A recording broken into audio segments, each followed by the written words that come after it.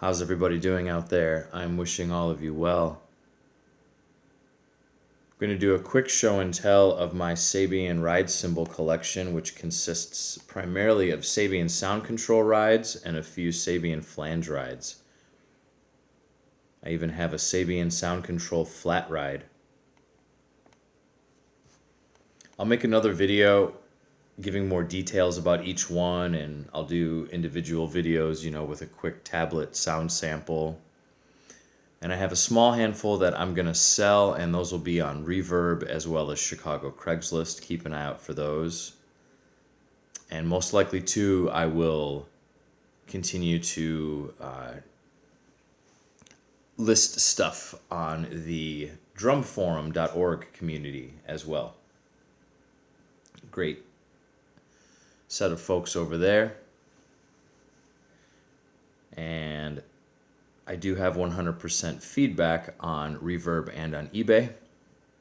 So those that are interested in buying some cymbals, and I do have some drums for sale. I'm actually selling that Modern Drum Shop, New York City, nesting bass drum, and that's a 16-inch bass drum with the riser, 14 by 16. But yeah, feel free to contact me. I don't really want to sell this Gretsch 14 by 18 early 80s USA custom, but we'll see.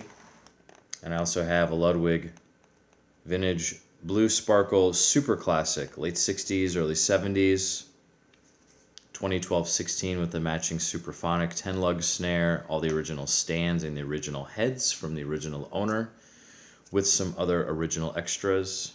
I have a YouTube video up for that. That's also up on Chicago Craigslist and on Reverb. Just selling some stuff. Definitely keeping my vintage Gretsch and some old K cymbals and some Zanke cymbals and a few other cymbals.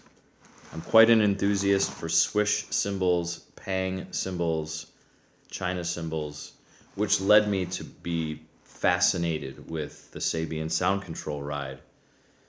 There's really something to be said for a cymbal with a flanged edge, not only for its ability to decay faster from a volume aspect, volume-wise, but that flange edge also helping really create quite a sound for the stick definition in relationship to its crash ride abilities, the way it opens up, again, the way that it crashes, and the incorporation of a very cutting, loud bell that is also very dynamic and has enough nuance to balance such an interesting cymbal. That's probably the quickest, easiest way I can describe it. And again, if I talk too much, this video is going to be way too long, and I really just want to do a quick show and tell. But for those that are checking this out or discovering it, and those that are already in the know, I thank all of you for your time ahead of time and your patience. I'm not a photographer, a filmmaker, so be patient with all of that. I've got really good lighting in the apartment, but, I am filming in the evening, so I don't have my good daylight coming through like I normally do. I'll just do a quick walkover. Here are the flange rides. This one I'm keeping. This one's super thin. This one's awesome. And if you'll notice, there's awesome hammering on the flanged edge itself. And for those in the know, you know. And for those that don't know, very cool that the flanged edge on a flange ride is about 1 inch long, and it's a little bit longer than the sound control flanged edge, which is about 3/4 of an inch. I've owned 4 flange rides. I've seen a couple here and there. I'm sure I've missed many here and there over the years. Someone I know has one. They're great. They sound awesome. I actually find that these cymbals, even though they're all very much in the classification of an AA series, even though these would predate the AA series, I find that they're all very consistent. They all sound great, and they all are just complex enough to make them a little bit more unique sounding than just your standard utilitarian A cymbal, so to speak. I find that these are very much an awesome, versatile utilitarian ride cymbal, but very very particular with that flanged edge and the whole thing. So,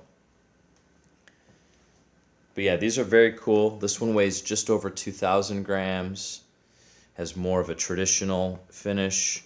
This one is closer to 2,100 grams, and this has more of your brilliant Sabian finish. And the bell on this one is a little bit more, almost, the lathing is very smooth. And the bell on this one is,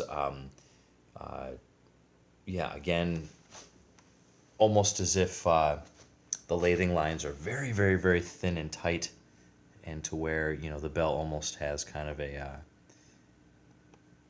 smooth vibe. The first flange ride I ever owned, the bell was a little bit bigger and more round, and again, almost less incorporated, and very much was almost smooth. It was lathed, it was not raw, but very interesting now that I've seen a few different kinds, you know. This one is more of a traditional kind of shape and way more incorporated and has, you know, very traditional lathe lines and all of that. And then this one that I'm keeping, you know, that has more of the brilliant Sabian finish. And this bell is, you know, again, kind of more traditional lathing lines and everything's incorporated. And they all sound great. And I'll be making other videos for these two that are for sale. I'm pricing these a little high. They're harder to find. Yes, you can find them sometimes and get good deals on them. It's hard to find the 22s. I've seen one 22-inch flange ride. It might still be for sale. Someone else owns it. More common to see the 20s. Very awesome that I found a thin one. That's the one that I'm keeping. It's just over 1,800 grams. That one sounds incredible. This is a 20-inch Sabian hand-hammered flat bell sound control ride. Never seen another one like it. It sounds awesome. It's the only flat ride I own. I'd love to have Sabian make me another one of these. And this is just over 2,000 grams. Crashes really well, opens up really well. Amazing stick definition. Has a signature on the underside. Absolute pleasure to play. Very cool cymbal. Never seen another one like it. This one I'm selling. This is a 22. More of your modern traditional Sabian AA sound control ride. More of that modern logo we're all kind of used to seeing in the last handful of years. This one is 2,700 some odd grams. Plays like a medium thin. Has a lot of jazz ride cymbal qualities, and it was screaming for rivets, so I had my buddy Andrew install rivets on it. He does it professionally. He also does repair work. There was a little bit of an edge crack, so I had Andrew repair that. Now this cymbal is good to go. And again, this one's for sale. I'll have a separate video and all of that for Reverb and Craigslist pretty soon. Not asking too crazy of a price for this, but feel free to message me. You won't be disappointed in that one or these two, especially for those that are into collecting Sabians. You'd be really happy with these. This one is awesome. This one I found recently. Very thin, just over 1,800 grams. More of a traditional Sabian finish, not the brilliant finish. I cannot find a logo at all in any different kinds of light or, you know, angling in the different kinds of light. So I'll keep trying. Maybe I'll see it one day. But I have a feeling this is an early prototype. Why do I say that?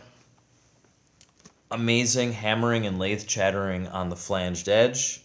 And if you can see it, it's kind of hard to tell, but there are universal dime-sized hammering marks all throughout the cymbal, like a Sabian El Sabor. And I've never seen that on a sound control. And for those that are in the know, an El Sabor has a raw, unlathed bell, and El Sabors are usually pretty heavy. And this one is really thin, and you know, again, I'm not good at all the filming stuff, so I'm not good at catching all the lighting, and I'm doing my best to make sure I don't drop the tablet. But there are just really cool hammering marks in this one. And again, they are kind of in the shape of like in the size of a dime. And so the cymbal's nice and low pitched, very complex, very thin, and probably the coolest, thinnest sound control I've come across. And then this one being the coolest, thinnest flange ride I've come across. All right, moving on. This one is great because this one's heavy. This is more of your modern sound control. This is a 20-inch, and this one weighs in at 2222. So again, this is 2,200 grams for a 20-inch cymbal. Definitely more of on the medium side. Does not play like medium or medium heavy. Plays more like medium thin. Has a light ride style sound and feel, if you know that kind of Zildjian light ride sound.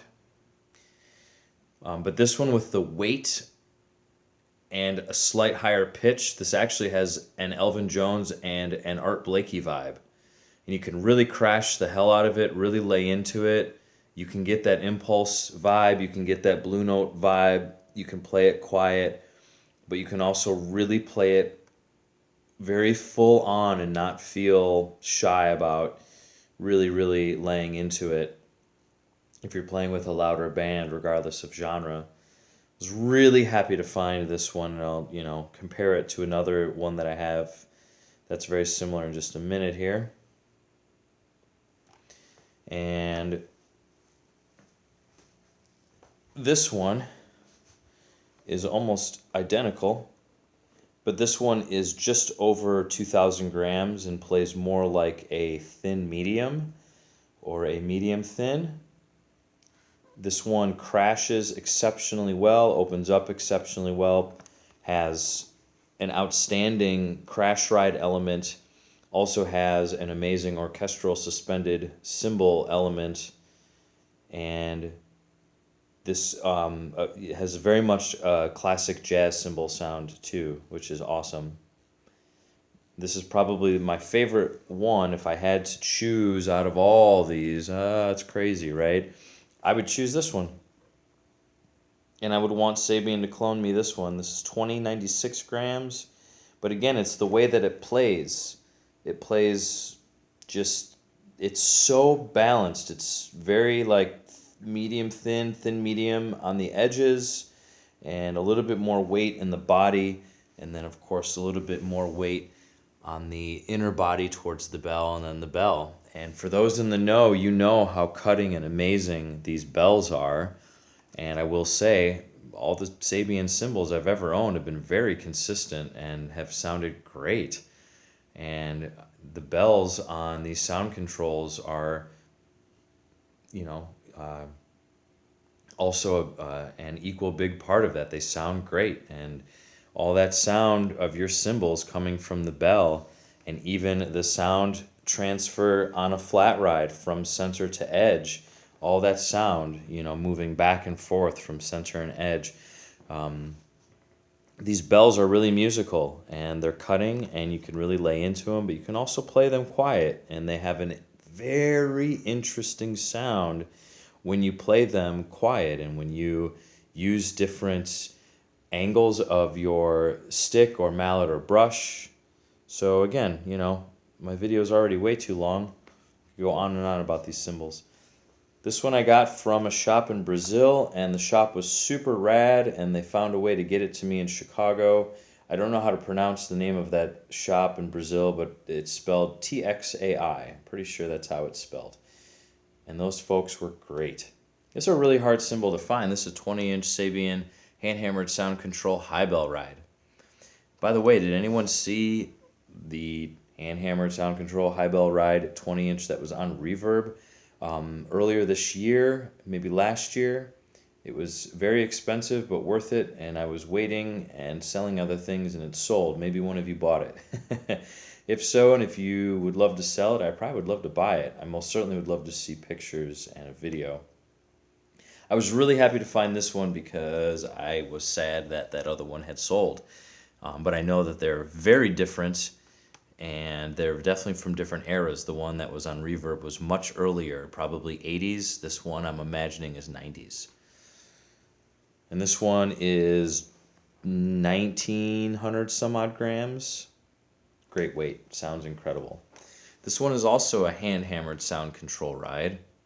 This one has the sound control logo on the bottom, and of course it did have the logos on top, but they're long gone. Somebody loved this cymbal. It was very dirty, had tape residue, had some green on it. Definitely needed a mild dish soap bath when I got it, and in fact I had to do the same cymbal bath to this one. This one's very cool. This is 20-inch AA Sound Control Ride, purple logo. It's got the purple sound control logo on the underside as well. This cymbal was so played and so green and so dirty, absolutely fascinating, and I've soaked it multiple times and taken it out and put it back in the cymbal bath. Give me one moment. Yeah, just quickly worth noting, I'll flip the rest of these over in just a second, but you can just see, you know, how many times that edge had been handled, and there was so much green. All the patina stayed, all the logos stayed. All I do is just put it in mild dish soap. If it's really bad, use Blue Dawn. If your drum metal parts are seized and rusted, vinegar and Blue Dawn and water, and rinse and repeat. And with really dirty cymbals, I don't really do cymbal cleaners. I don't like them. And if there's dirt, I don't want dirt in the grooves of the cymbal. I want to hear the cymbal. This cymbal actually sounded like it wasn't playing well, and it really needed to be cleaned. And so I soaked it a few times, got a lot of that green out, and it's been sounding really great. Opens up a lot better. And here, let me pause the video. All right, just did a quick flip of all the cymbals. And so yeah, this one's probably 80s.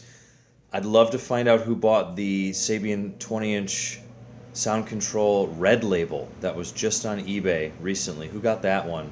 I was so upset that I missed that one. And this one weighs in at 2230 grams. Nice medium weight. Here's that awesome logo on the underside. You don't always see that on every sound control. This one weighs in at 2168. Again, hand-hammered sound control ride, 20-inch. Here's the 20-inch hand-hammered sound control high bell ride that I got from the shop in Brazil, 1952 grams. Here's the one that I love playing every day, 2096 grams. Here's the hand-hammered flat bell sound control ride, weighing in at 2078 grams. Here's the 22 I'm selling with the edge repair and the rivets, 2764 grams. Wanted to mention that Andrew also installed rivets on this one. Andrew Green here in Chicago does incredible cymbal repair work as well as cymbal rivet installation. Say that a bunch real fast. Again, this one's 1842 grams. This is the one that's very Elvin or Blakey-like at 2222. If any of you have had Spizzichino Elvin clones, you know what I'm talking about. All right, here's one of the flange rides. This is 2004 grams, 2004 grams. Here's one that this is another flange ride, weighs in at 2095 grams. Selling both of these. Here's the flange ride I'm keeping, and this one weighs in at 1816 grams. Kind of cool to see how the flanged edge looks in some of the light. I'm going to stop it there because I'm almost wanting to try and get under this 20-minute mark. So we'll go from there. All right, I'll talk to all of you soon. I'll make some more videos of these.